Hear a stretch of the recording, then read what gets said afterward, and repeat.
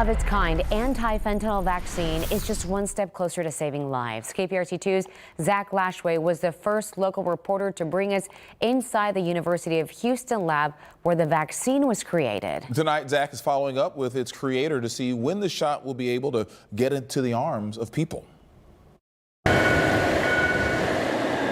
the space where history was made, Dr. Colin Hale, an associate professor at University of Houston, says his anti-fentanyl vaccine is one step closer to delivering hope.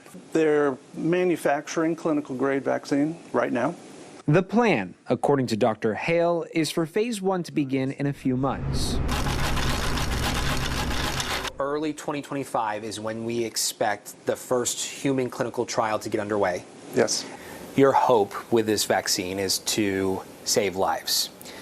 When do you anticipate it will be in the arms of people in everyday life? Best case scenario, 3 years, maybe more. Dr. Hale says it's important to note the entire makeup of his anti-fentanyl vaccine formula has already been used in humans. Because of that, we're really hoping that we'll get an expedited approval. So who can benefit from this vaccine? This vaccine is primarily for those that really want to quit. But we know there's a very high percentage of this population that do relapse. I see it as a relapse prevention agent. The advantage, one advantage of the vaccine is that you cannot get rid of the antibodies.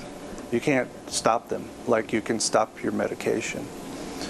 So when this vaccinated individual ingests fentanyl, those antibodies bind to the drug, prevent it from getting into the brain and causing euphoria or even overdose death, and then it's eventually eliminated from the body with no effects. Dr. Hale suggests this vaccine could also benefit teens, first responders, and law enforcement officers, including canines on the front lines.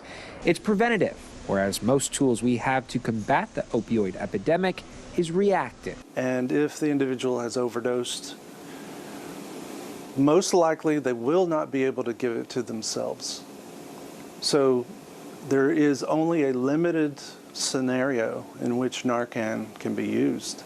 So this isn't one versus the other. It's having access to both in hopes we can make our community, country, and world a little safer. Right now on clicktohouston.com, the conversation continues. I asked Dr. Hale what this means for vaccinated people in the event of an emergency and they need surgery. As we know, fentanyl is used in operating rooms.